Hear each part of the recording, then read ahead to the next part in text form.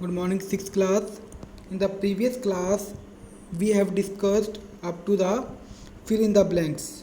I hope you have done this in your books, and you have also write the definition, these four definitions in your fair notebook. I hope you have written this all. So today we are discussing here D part of our books. First one is D part. Write R for the change of reversible and I for the change of irreversible. जो change reversible है उसके लिए हमें are लिखना है और जो irreversible change है उनके लिए हमें आई लिखना है. सो see here.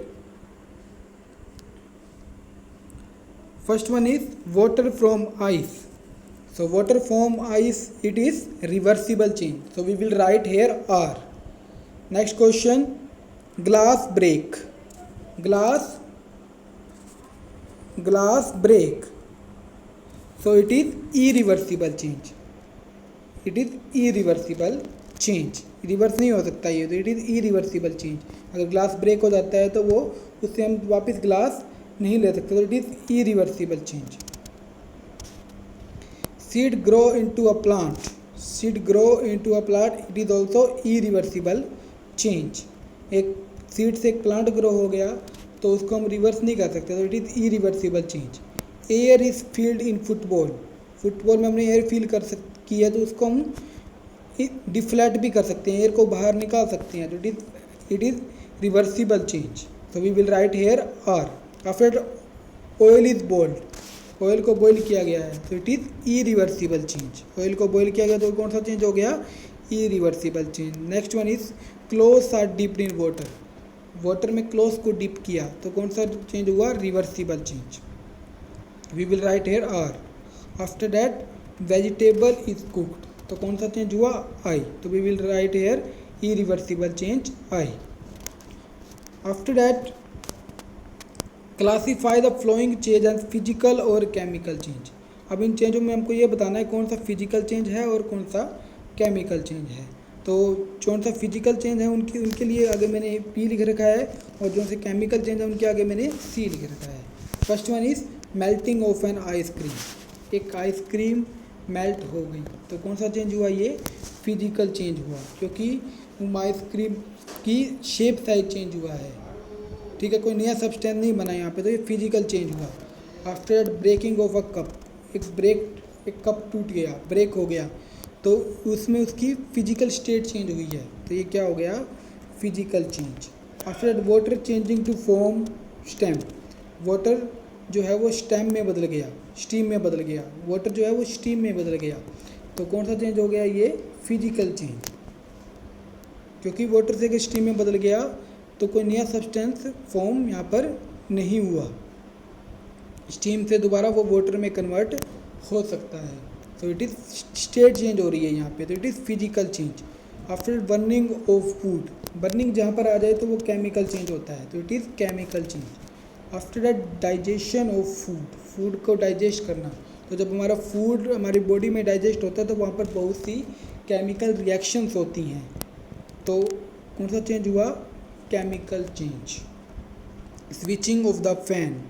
Switching on the fan. जब हम फ़ोन को स्विच ऑन करते हैं तो उसमें क्या हुआ? उसकी फिजिकल स्टेट चेंज हो रही है फैन की, तो ये कौन सा हुआ? Physical change. After greying of hair.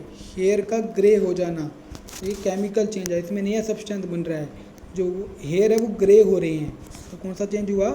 Chemical change. After plant growing up into a tree. एक प्लांट है वो एक ट्री में बदल गया.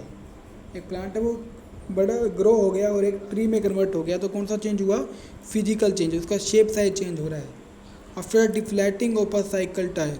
एक साइकिल टायर का डिफ्लेट होना, कौन सा चेंज हुआ? फिजिकल चेंज हुआ. After that cloth burnt by burning आ गई तो कौन सा चेंज होगा? Chemical change. जहाँ पर बर्निंग आ जाती है तो वो केमिकल चेंज होता है.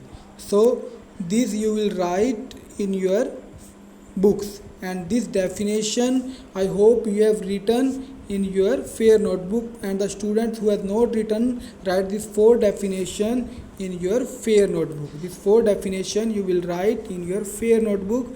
I also provided you that from where you will write in the previous PDF. I say you that from there you can right it in your fair notebook. जैसे ही हमारे chapter का and हो रहा है तो उसके बाद ये 4 डेफिनेशन राइट की हुई हैं.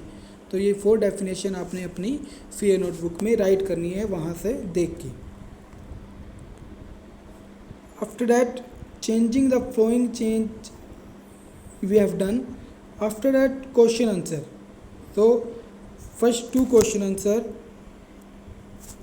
First question, what happen when ice is heated. जब आइस को हीट किया जाता है तो क्या होता है, रिवर्सिबल चेंज और इरिवर्सिबल चेंज. या एक रिवर्सिबल चेंज है या इरिवर्सिबल चेंज है, ये बताना है हमको कि what happen when ice is heated. जब आइस को हीट किया जाता है तो क्या होता है, ये एक रिवर्सिबल चेंज है या फिर इरिवर्सिबल चेंज है.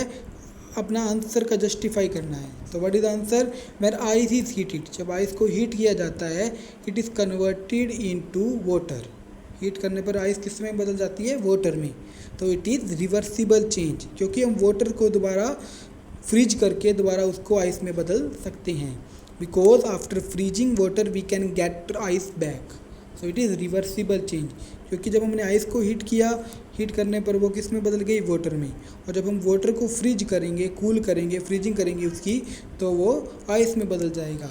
तो यह एक रिवर्सिबल चेंज हुआ, क्योंकि ये रिवर्स हो सकता है.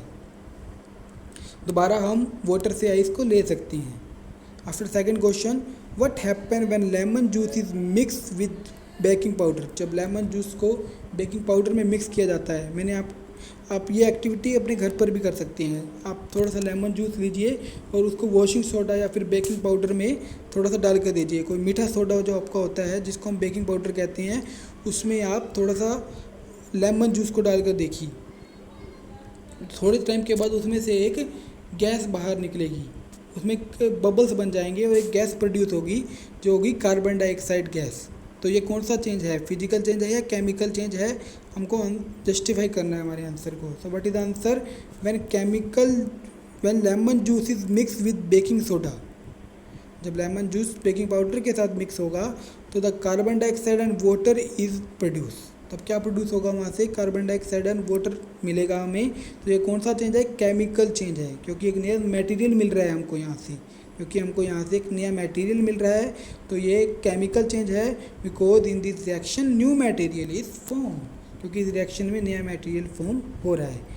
तो when lemon juice is mixed with baking powder, the carbon dioxide and water is produced. It is a chemical change because in this reaction new material is formed. ये activity आप अपने घर पर भी करके देखेंगे. आपने क्या करना है, थोड़ा सा बेकिंग पाउडर लेना है जिसको हम मीठा सोडा कहते हैं, और उसमें आपने एक लेमन लेना है और उसका जूस आपने उस बेकिंग पाउडर में डालना है. तो आपको अब देखेंगे कि उसमें कार्बन डाइऑक्साइड गैस प्रोड्यूस हो रही है. So these 2 questions today you will write in your fair notebook. And on tomorrow is Friday, and on every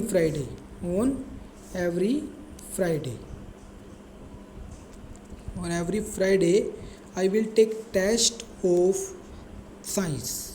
Okay, so on tomorrow I will take your test of the exercise. This exercise that you have done, this exercise and that definition, these 4 definition that you have written in your fair notebook, these 4 definition. This 4 definition